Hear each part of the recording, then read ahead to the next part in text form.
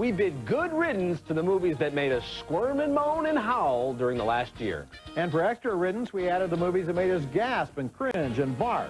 That's right, it's time for the worst movies of 2001.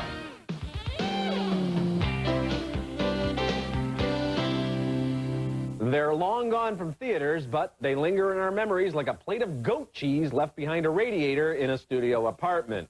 On this special show, we'll sharpen the knives to slice up the worst movies of 2001. I'm Richard Roeper. And I'm Roger Ebert. Instead of just numbering them from 1 to 10 or 10 to 1 or maybe from 0 to 1 or 1 to 0, we've arranged the worst films into categories, helpful categories. And our first category is named Big Stars in Big Bombs.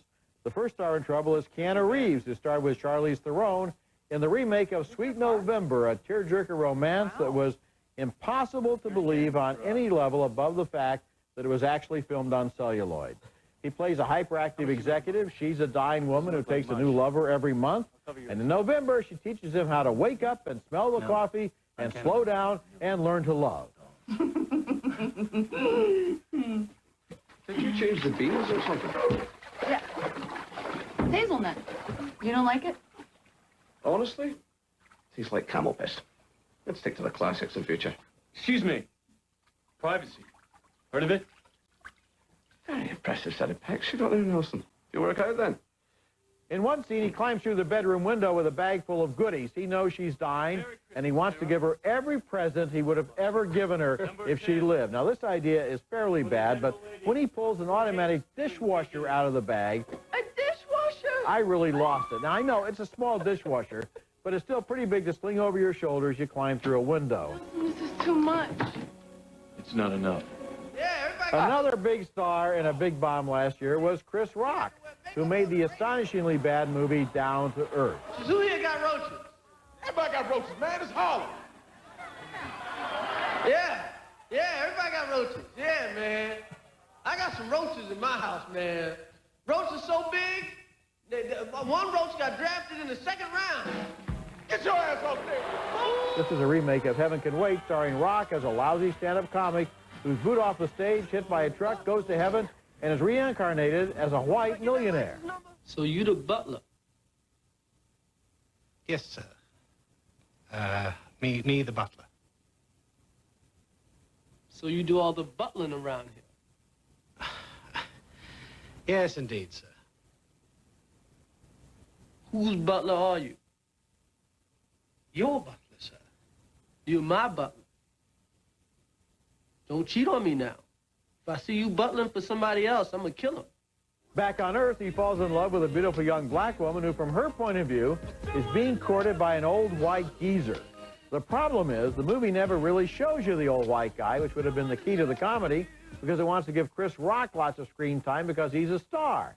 Well, Chris Rock is a talented guy, but Down to Earth is based on a premise so basically flawed that there was no way on Earth it could have ever worked. And once again, they remake a movie that didn't, Here Comes Mr. Jordan was a good movie. Heaven Can Wait is one of my favorite movies of all time. And they remake it as this piece of junk, which thanks a lot for reminding me of. I'd forgotten about it You're completely. welcome. And the same thing with Sweet November, also junk. Okay, now, another big star who has a tendency to be in bad movies too often is John Travolta.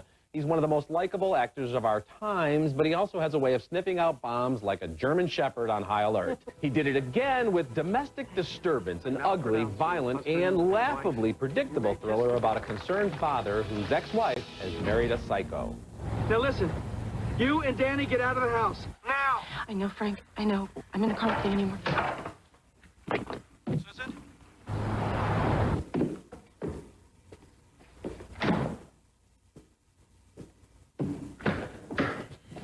I think I better drive Danny.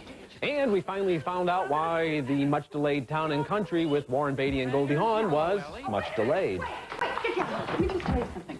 This is not a good time. Oh, like this is a good time for me. How many times do I have to be seen driving a van? Wait a minute. What do you need?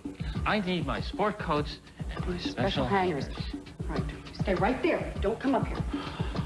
It's just embarrassing to see such great stars flouncing around like that. Town and Country was so awkward and so uneven that you could almost sense the off-screen chaos that surrounded the making of this film. You know, the story is that they started filming without having a script. And they were writing each scene as they were trying to act it. And then when they finished, they left it on the shelf for 2 years.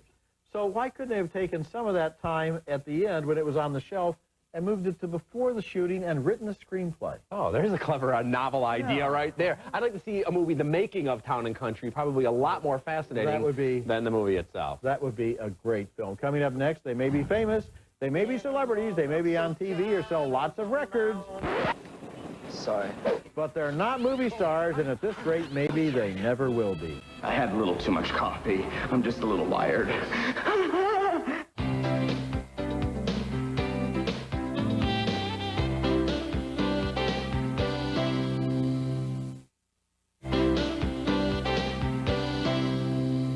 Pull down your pants. No. Corky, I'm not going to give you a wedgie. I'm going to put a wire on you. It's Uncle Leo's idea in case you get in over your head in there. Let's go. Put on your pants. Let's go. Every dog has his day, and these are the films of 2001 that were so bad they had us barking from the balcony. Our next category is Don't Quit Your Day Job, featuring some familiar faces that tried to make the leap to movie stardom and landed face down with a horrible splat. In Corky Romano's Saturday Night Live's Chris Kattan desperately twirls and spins and mugs as a crime family's black sheep son who goes undercover with the FBI. Go, I want to go home. What happened? Have you seen my resume? It says I know 5 different languages, I'm an expert sharpshooter, I'm a black belt and something, and going something. So the hacker went a little crazy. Yeah, none of it matters. Just go in there and get the evidence. Then you can go back to giving hamsters enemas or whatever the hell you do. There are 10,000 guys working at Kinko's, and they're all funnier than Chris Kattan. This chair is funnier than Chris Kattan. You know, I think you're right, and he's done some good stuff on Saturday Night Live. Little skits, but little small skits. He's kind of like a specialty guy. You send him in to kick the point after the touchdown, but you don't make him the quarterback. Yeah. He just didn't work in this movie. No, not at all. Okay, I would like to advise Lance Bass of NSYNC not to give up his day job. And on the line, Bass plays a guy who makes out like a bandit with girls he doesn't care about, but freezes up in the presence of true love. One day on the L, he falls in love at first sight, doesn't get the girl's name, and then puts up posters all over town begging her to call. Little does he know that his treacherous roommates are dating the girls that call in response to the poster. And how is that possibly a good idea? We screen the girls, and we help you find the girl. Yes. Yeah. I can't believe I didn't think of that. What? Yeah, I told you you'd go for it. I was actually surprised you didn't think of it, too. I gave you a couple days. Absolutely not, guys. See you later. I say he's coming around. Well, of course, logic requires that the right girl will be the only one who would know she wasn't going out with the guy she met on the train. So when one girl meets that description, what does his roommate do? Acts like a pig and puts the entire romance in jeopardy. This is the idiot plot gone berserk. Actually, Lance Bass and Emmanuel Shrieky, who plays the girl, have nice chemistry together, but the movie is so idiotic that only increases our pain.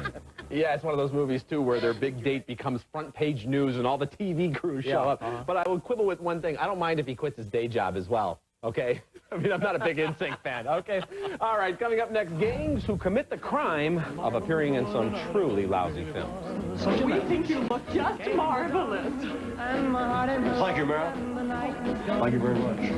It was a night, ooh, what a night it was, it really was such a night. The moon was bright. $3.2 million? Oh, that's a beautiful thing. Plus Jack's 10%. Right. Damn. That's a whole lot of money just to fly a helicopter. Would you rather we used a hot air balloon? Our next category, which we're calling We Was Robbed, spotlights the worst gang movies of the year. My candidate, and this is a clear choice, is 3,000 Miles to Graceland, a mean-spirited, ugly would-be comedy where we even hate the Kevin Costner character. Costner is the leader of a gang that includes Kurt Russell, Christian Slater, and Bokeem Woodbine, and they plan to stick up a casino while disguised as Elvis impersonators. One gruesome scene intercuts an Elvis stage review with a bloody massacre on the casino floor.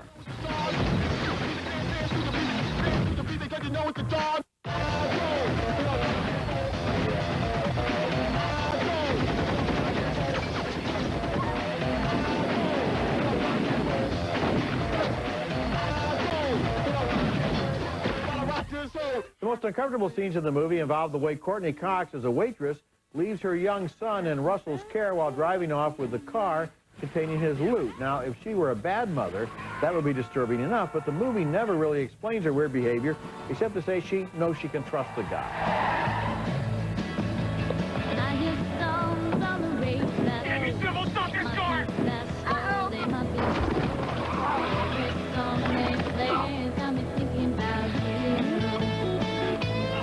This is a guy she's known for about 2 minutes who was a bank robber.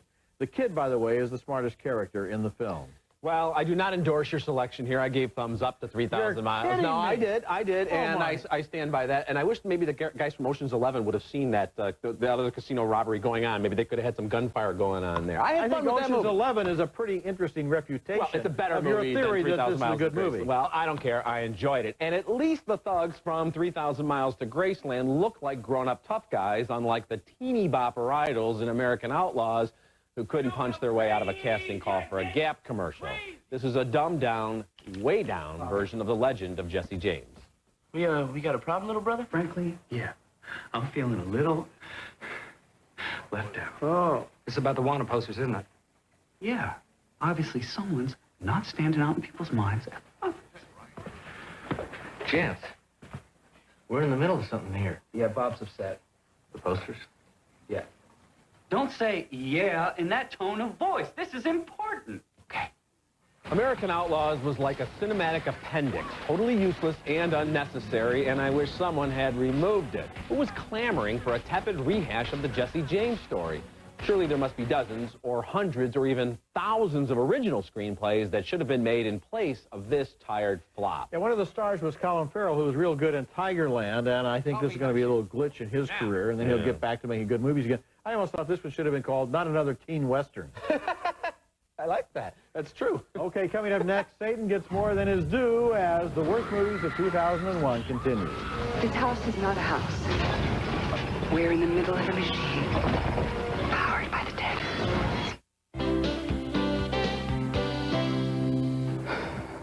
Father, we've got to talk. Yes, fine. Good. I have found something. Daniel 7 and 8 about the coming of the Antichrist in the 70th week.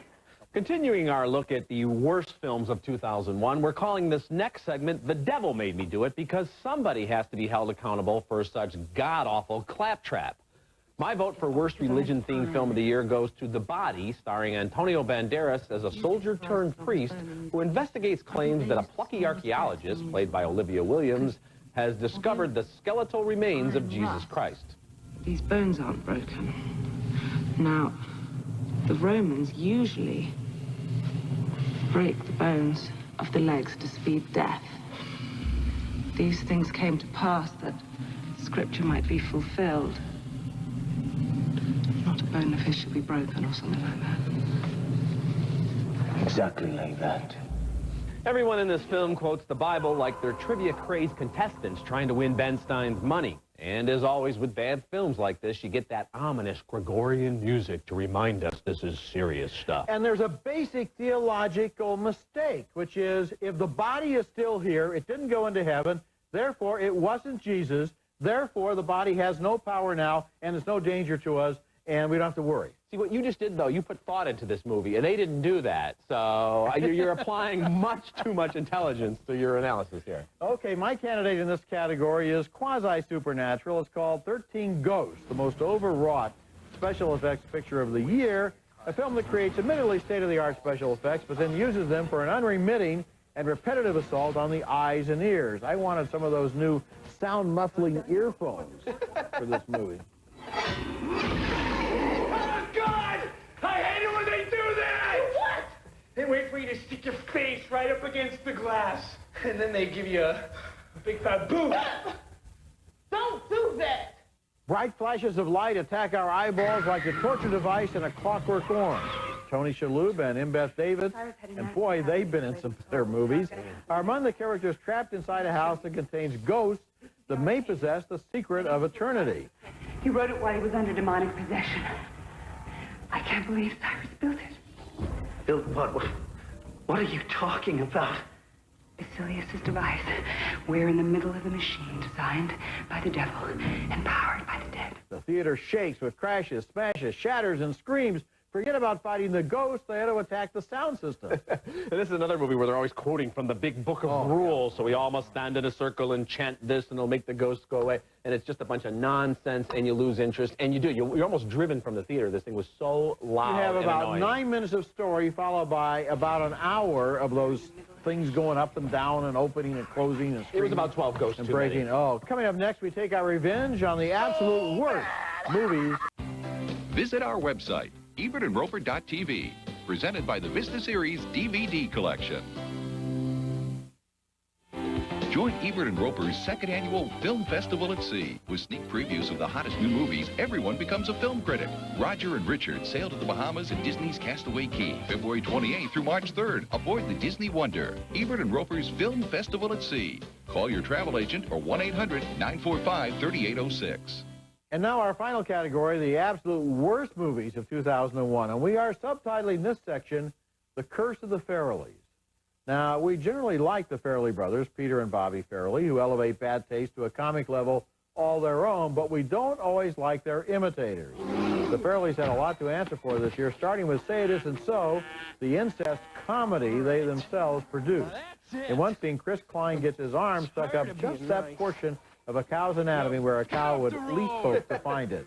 Get your smelly ass off the road! The Farrellys also seem to influence Joe Dirt, where David Spade spends a lot of the movie buried in crap. Actually, in an allegorical sense, he spends all of the movie buried in crap. Man, stinky stuff is your milieu, okay? This is your deal. You are an underachievement nexus in the universe, and it's always going to be like this, Joey. No, man, but you got to keep going. What am I going to do, quit? But those movies are just warm-ups to the single worst movie of 2001, which was Freddy Got Fingered. This movie was directed and co-written by Tom Green, who also stars doing things a sideshow geek would draw the line at. What?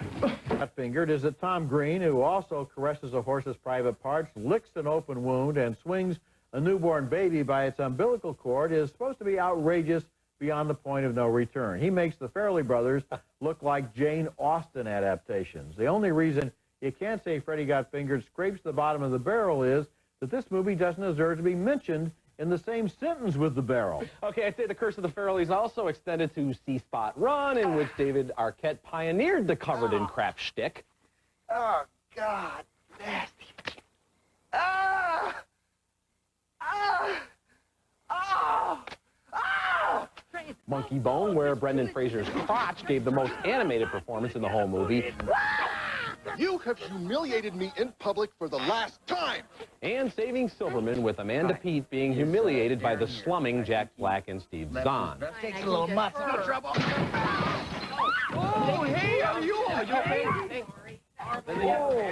And the Farrelly curse certainly extended to my worst film of the year, Tomcats. This was a mean-spirited and disgusting non-comedy about a bunch of misogynist jerks who compete to see who can go the longest without getting married. I'm talking 10, 20 grand. As if anybody would want to stroll down the aisle with any of these lecherous creeps in the first place. Tomcats is particularly hateful toward women. There's two things I hate, man. Chicks who want commitment, assholes who want to borrow money. I'm okay. Dude, we just ran over your girlfriend. Man, you're not to say that word. Tomcats also features a stomach-churning sequence involving a bouncing cancerous testicle that winds up on the plate of a doctor who, well, never mind, you don't want to know. No, you don't want to know. In fact, one theme throughout several movies in the last couple of years is people really don't want to know what they're eating, because if they did. But the problem is they would throw up, but we're in the audience, so how are we supposed to And somehow that's supposed to be funny when we look away in disgust, and I don't get that connection There's whatsoever. a geek show mentality going on here in which there's kind of a test to see how much you can take. Yeah. Remember, you can check out our website at EbertandRoper.tv and read us in print at suntimes.com. Next week, we'll be back with reviews of new movies, including Black Hawk Down by Ridley Scott, the story of a military operation that went very wrong. That's next week, and until then, the balcony is closed. You know, it's never hard to find 10 movies or 12 movies or 14 movies to fit the bill on the worst of. You may have trouble getting for the best of, your list, but never for the worst of, unfortunately. And sometimes you wonder, looking at some of these movies, what discussions went into greenlighting them.